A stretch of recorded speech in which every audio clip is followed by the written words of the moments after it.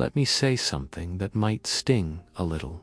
You're not being abandoned. You're just becoming harder to be around. And the worst part, you don't even realize it. Aging doesn't turn us into villains, but it does sneak certain habits into our personality habits that push away the people we love.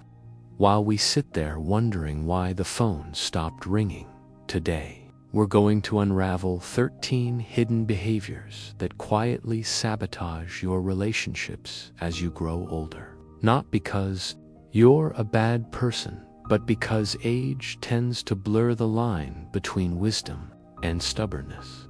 We'll cover everything from complaining, over-talking illness, and refusing help to losing your sense of humor and weaponizing advice like a passive-aggressive grenade.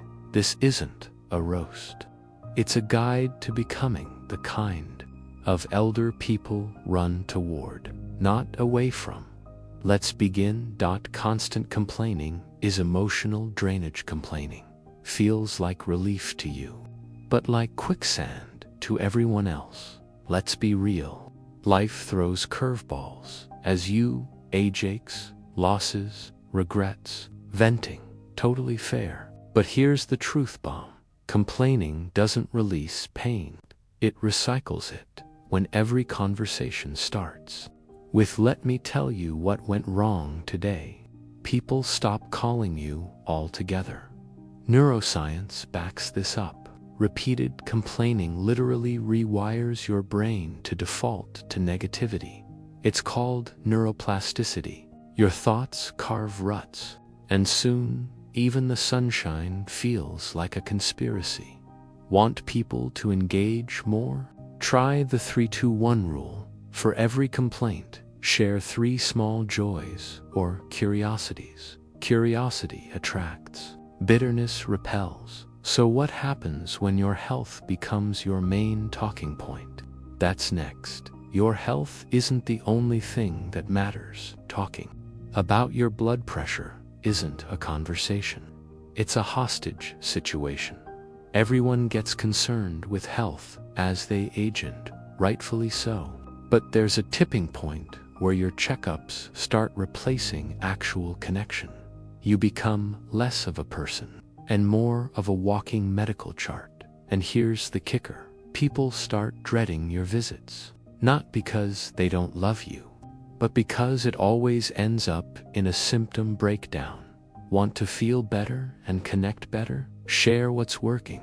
That new sleep trick, the salad you liked, the laugh you had with the nurse. Health is only depressing when it's only about decline. Psychology says humans are wired to mirror emotions. If you talk illness all the time, you're tuning everyone around you into the frequency of despair. But sometimes, it's not your health that distances people. It's your opinions. Opinions aren't weapons. You're not just being honest. You're being exhausting.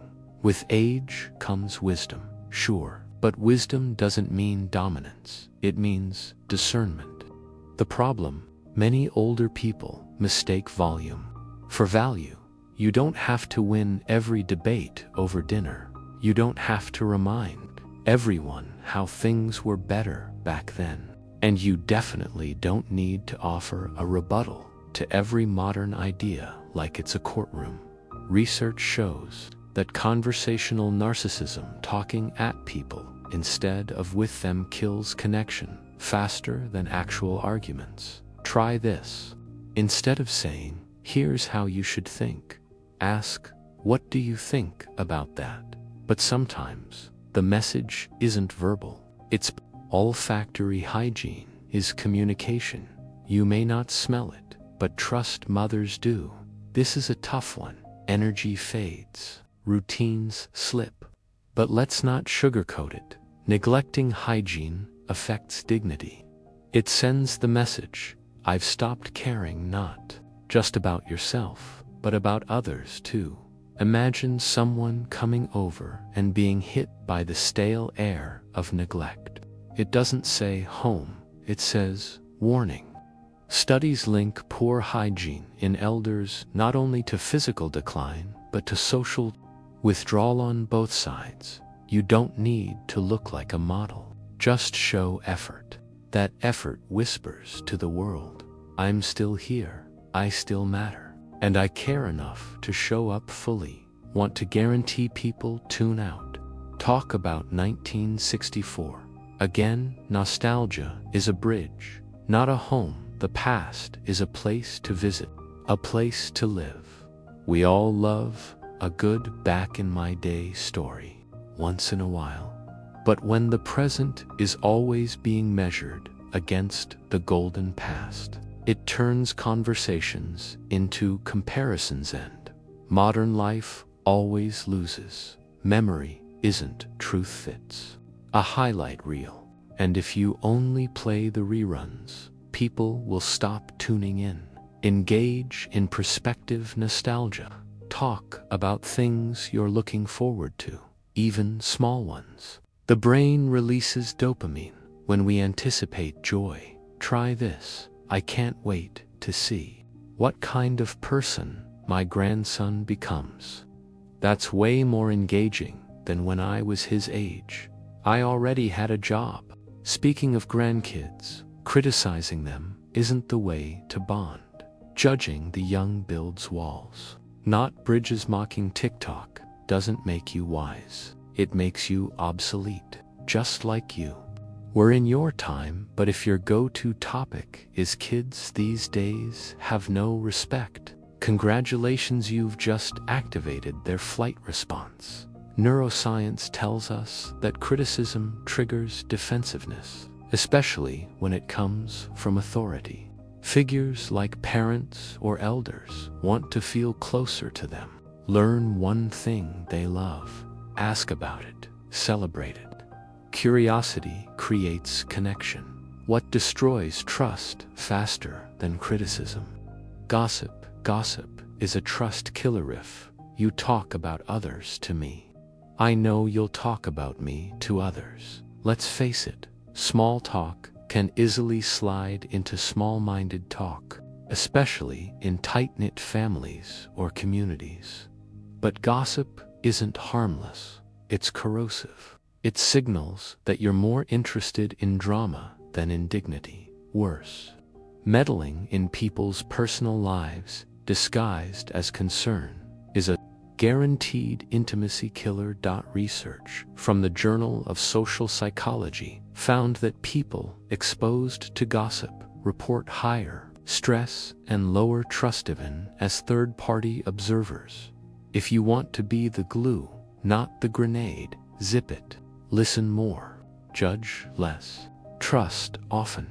The next habit doesn't make you toxic, it just makes you irrelevant. Refusing to change equals choosing isolating. I don't do technology today is like saying I don't do phones. In 1985, change is hard. Learning new things feels uncomfortable. But when you refuse to adapt, you're not just skipping Zoom calls, you're slowly disconnecting from the world. The grandkids live online. Your friends are on WhatsApp. Your doctor sends reminders via email. Resistance isn't wise, it's invisible. Neuroscience shows that learning new tech or skills at any age boosts memory, cognitive flexibility, and even emotional resilience. You're not too old, you're too comfortable. And comfort is the enemy of relevance. But when comfort fades into helplessness, another habit shows up: the victim loop. The victim loop is a relationship. Repellent loneliness doesn't come from being alone. It comes from feeling powerless. It's easy to fall into the trap. Nobody visits me. Nobody cares. People just don't make time. But here's the question: when was the last time you initiated? The poor me loop can become a self-fulfilling prophecy. It repels the very connection you crave. Psychology calls this learned helplessness, the belief that you have no influence, even when you do. Try this. text first, send a meme, invite someone over for tea. Even a small reach out shows life. It shifts you from needy to noble. What if your generosity is making things worse? Money shouldn't come with chains if your money has strings attached. It's not a gift, it's a leash. Supporting your family financially is beautiful, but control disguised as kindness is manipulation. If I'm paying for this, I get a say. No, that's not generosity. That's transactional love. Studies in family dynamics show that financial control leads to resentment, secrecy, and withdrawal, especially between parents and adult children. Want to give freely. Do it without expectations. Want to be heard. Don't buy it, turn it. Even when you give your time, your help, your advice, if it's not welcomed, it backfires. Help isn't love unless it's accepted. Offering help when it's not wanted isn't kindness. It's ego in disguise. You want to feel useful. You want to help. That's beautiful. But when help is pushed, not requested, it can feel like judgment, especially when it's masked as advice. Sometimes people don't need your solutions. They need your silence, your presence, your faith in them. Research shows unsolicited advice often feels like criticism, especially from authority figures. Next time someone vents, don't fix it. Say, that sounds tough. Want to talk more about it? You know what heals every wound faster? Laughter. Humor is youth's secret weapon. Losing your sense of humor is the fastest way to feel old. The aches will come, the world will change, but laughter, that's soul therapy. Older adults who keep their sense of humor are proven to be more socially connected, mentally sharp, and even physically healthier. Why? Because humor builds bridges. It makes you magnetic. It says, even when life sucks, I still choose joy. Tell your stories with a wink, not a whine. Embrace the absurd. Be the elder who laughs last and loudest. Grow old, not cold. Aging is inevitable. Becoming unpleasant is optional. What you've just heard isn't a list of sins. It's a mirror, a chance to shift from patterns that close people off to habits that draw people in. When you replace bitterness with curiosity, control, with compassion and nostalgia, with presence, you don't just age, you evolve. So here's your final prescription in plain English: complain less, wonder more, talk less about illness, talk more about ideas, critique less, laugh more, control less, trust more, advice less, listen more. And above all, become the person you would have admired at 20, missed at 40, and visited at 80. If this spoke to you, you want to grow wiser and warmer as you age, subscribe. We're building a community of humans who believe aging isn't a decline, it's a reveal. Drop a comment. Which of these habits do you see in yourself or in someone you love? And remember, you're not too old to change. You're just too valuable not to.